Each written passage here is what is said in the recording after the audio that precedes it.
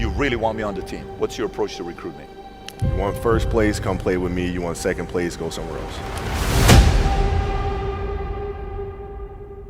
Like I would watch Magic play. I'd watch Michael play. And I would see them do these unbelievable things, and I'd say, you know, can I get to that level? I don't know, but let's find out.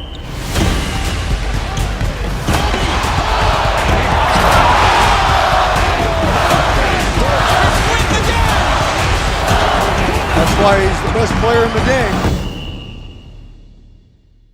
Everything was done to try to learn how to become a better basketball player. Everything. And so when you have that point of view, then literally the world becomes your library to help you to become better at your craft. So because you know what you want, the world's giving you exactly the information you need to become better at it. Because you know what you're looking for. So many guys tell stories about your work ethic. Yeah. What was really your work ethic like, and for how long did you stay disciplined?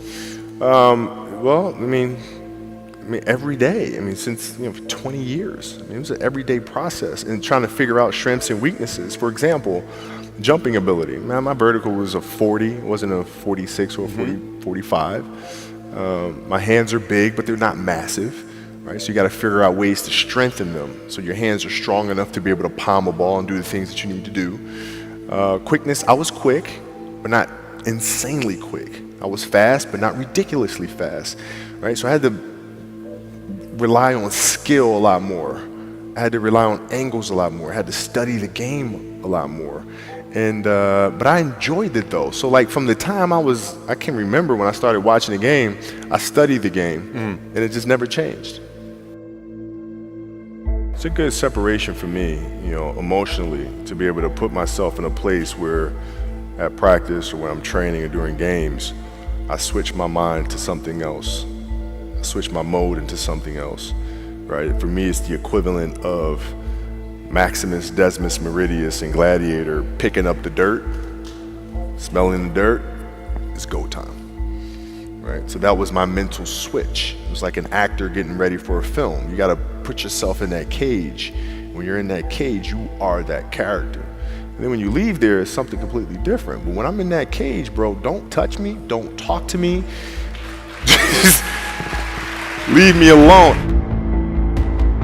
How did you get mentally and emotionally so strong where it doesn't bother you?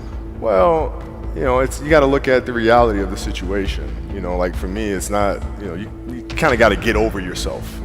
Like, it's not about you, man. Like, okay, you feel embarrassed. You're not that important. Like, get over yourself. That's where you go. Get over yourself, right? Like you're worried about how people may perceive you, and like you're walking around and it's embarrassing because you shot 5 air balls. Get over yourself. Right? And then after that, it's okay, well, why did those air balls happen? Got it. High school, year before, we played 35 games, max, right? Week in between, spaced out, plenty of time to rest. In the NBA, it's back to back to back to back to back to back to back. I didn't have the legs. So you look at the shot, every shot was online, but every shot was short. Right? I got to get stronger. I got to train differently. The weight training program that I'm doing, I got to tailor it for an 82-game season so that when the playoffs come around, my legs are stronger and that ball gets there. So I look at it with rationale and say, okay, well, the reason why I shot air balls is because my legs aren't there. I go, well, next year they'll be there. That was it. Done. Were there some names that you looked at and says, these 3 guys are as crazy as I am? At the time, I deal with what I've referred to as Goat Mountain. I went to Goat Mountain, and I talked to Magic, Michael, Bird, Hakeem Olajuwon, Jerry West, Oscar Robinson, Bill Russell. So I would talk to them. What did you do? What were your experiences? Michael in particular, he's become my big brother. He's been my big brother since I first came in the league. And what was that process like? So I went to them and started understanding the ins and outs of the game and how they approach things and their level of detail and obsessiveness, and that's what I did. The players that had that passion but weren't willing to commit their entire lives to doing that, right? It's a choice, right? You have other things, you have family, you have all these other things that you have to do. The game can't really be your number one priority. And so I was looking at that like, man, this is gonna be fun. If I'm buddies with you from high school, if I'm a cousin of yours, what happened to our relationship? How did that gravitate when you went into the league and you're determined to become the greatest, or you're determined to become one of the greatest? What happens to our relationship? Well, it suffers. It does suffer. Oh yeah. Okay. Yeah. And you understood that. You were okay yeah. with that. Well, yeah. And the people that love you, like friends and family, like they know that about you. Got it. So they let you be you. And when you reconvene, you pick back up where you left off. Mm-hmm. But make no mistake about it, everything in between is lost, right? So those long-term relationships, the commitment of time of, taking vacation. Like I see a lot of players take vacations with other players that are close friends. And they'll just take vacations just to take vacations, or just hang out just to hang out. Like I never did that. But it was a Why choice. not though? Why didn't you do that? Well, because when I retire, I didn't want to have to say, I wish I would have done more. I don't want that. I don't want that. You got a lot of people paying their hard-earned money to come watch you perform. Perform. It's your job to be in shape. It's your job to be strong enough to perform at that level every single night. And as a competitor, I'm not ducking shit. Like it's not, oh my God, my back hurts, I'm sore, we got to play Vince Carter and Toronto Raptors tonight. We actually had this happen. We had a game against Toronto in 2000, and Vince was tearing the league up. My back was jacked. But like the perception of that, like what? Kobe's missing the game against Toronto and Vince Carter because my back was really spasming. But people will be like, what? Oh, he's ducking Vince. Excuse me? No, I don't think so. So I would be in the layup line like, okay, there's a lot of days where you can rest and recover. Today ain't one of them. Your back can bother you any other day. That shit ain't bothering me today. Wow. He gonna have to see me today. Yeah. Oh man. Yeah.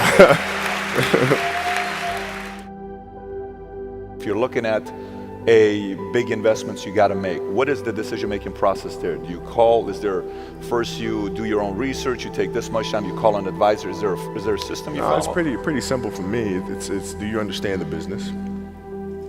Is it a business that you can help in some form or fashion? What are the barriers of entry to that business? And then the entrepreneurs themselves, the company itself, right? Do they have a culture that you believe is sustainable? Are these leaders people that you believe in? Are they people that are obsessives? And in turn, have they created a culture of obsessiveness? So I tend to look at those 4 factors, and that's it. That's big right there, by the way. I don't know if you guys caught that right there. That's pretty massive right there. Same determination. What's your current work schedule look like today?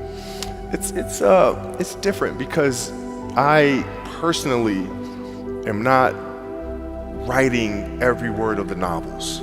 I am not animating the films. What I have to do now is make sure that the people that we bring in, these obsessives that we bring in, are challenging themselves to do the best job that they think they can do. That's what I'm there for, is for them to constantly look in the mirror and self-assess and challenge themselves. If we have a project and you're saying, okay, I can do that, that's not the project we want. The projects that say, I don't know if I can animate that. I don't know how to write that story. I don't know how to do that. Those are the things we want, because through that curiosity, you'll reach a level that you didn't think was possible. And so running the studio, that's what I'm doing.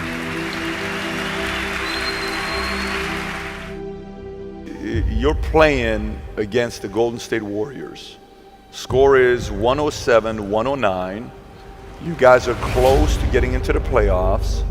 You know exactly what happens in the game. You go up, you're about to take your shot, and then all of a sudden, boom, Achilles happens, right? He went and hit the free throws, and then you walked off the stage. Yeah. And you got the surgery done. I went in the trainer's room, my kids are in there, and they're looking at you and stuff, and I'm looking at them, and I'm like, it's all right, Dad's gonna be all right. It'll be fine. It'll be all right. It'll be all right. It'll be all right.